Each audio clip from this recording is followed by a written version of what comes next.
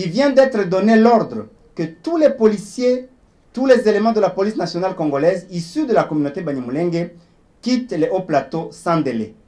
Il est malheureux de constater encore une fois que les unités supposées être composées de militaires non originaires ont en leur sein des éléments issus des communautés voisines, notamment les Babembe, les Bafuliru, les Banyindu, mais aussi ils sont ceux-là qui refusent de se battre et qui suivent les événements en spectateurs. Retenez que ces militaires et ces policiers que l'on fait partir de Minembwe pour leur appartenance ethnique et tous les autres qui servent déjà la nation à travers la République appartenant à la même communauté, leurs villages ont été détruits, leurs propres bétails ont été emportés, leurs parents ont été tués pour les uns, encerclés, traqués pour les autres par une coalition jadis ennemie de la nation, mais aujourd'hui sanctifiée. Sur ce tableau sombre, il convient d'ajouter ce drame toujours sur le plan militaire. 1. Les informations à notre possession indiquent que la brigade qui devait aller arrêter la guerre à Minembwe dispose de 3 bataillons. Un seul est arrivé à Minembwe. 2 autres se trouveraient toujours, l'un dans la plaine de la Ruzizi et l'autre à Bunia. C'est comme si rien ne presse. Ce bataillon de Bunia, semble-t-il, attend un autre qui viendrait de Kindu pour le relever. 2. Pourtant, le régiment qui était à Minembwe, lui, a été sommé de quitter sans délai et sans relève pour être envoyé à Kalemi, où il n'y a ni guerre, ni une quelconque urgence. 3. Les militaires présents sur le terrain refusent de se battre, ni de protéger la population et leurs biens. Ils laissent faire, sauf lorsqu'ils sont attaqués directement. Toutes ces stratégies sont préparées quelque part pour faire aboutir le plan. Et le général Mundos est la partie visible de l'iceberg, vu sa position à la tête de la 33e région militaire.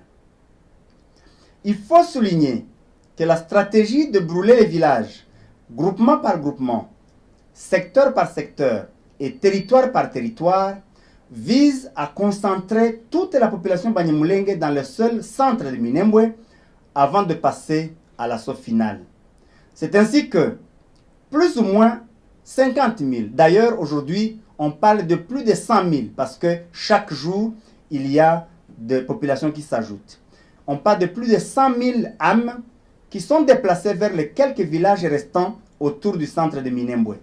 Non seulement elles dorment à la belle étoile, sous la pluie, exposées à la rigueur du climat des montagnes, dont les températures descendent parfois en dessous de zéro, sans assistance, tous leurs biens, habits, nourriture et équipements ménagers étant partis en fumée, mais aussi elles sont sous la menace quotidienne des assauts de cette coalition qui jure par la prise de Minembwe.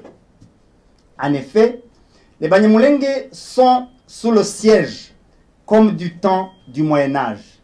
Ils sont encerclés à Minembwe, attaqués de toutes parts, pour que celui qui ne meurt pas de balles meurt de faim ou de maladie. Et celui qui sort de ce siège de Minembwe meurt décapité. Cela est arrivé à Kananda, à 8 km du territoire de Fizi, à Nganja, à Milimba, à Lulimba et dans d'autres localités des hauts plateaux. Hier encore, l'un a été décapité à Mikenge, avant-hier quelqu'un d'autre, et c'est chaque jour. La communauté Banyamulenge refuse et réfute sans réserve certaines fausses informations distillées dans l'opinion publique pour justifier la guerre de Minembwe. A. L'argument selon lequel il s'agit d'une guerre interethnique.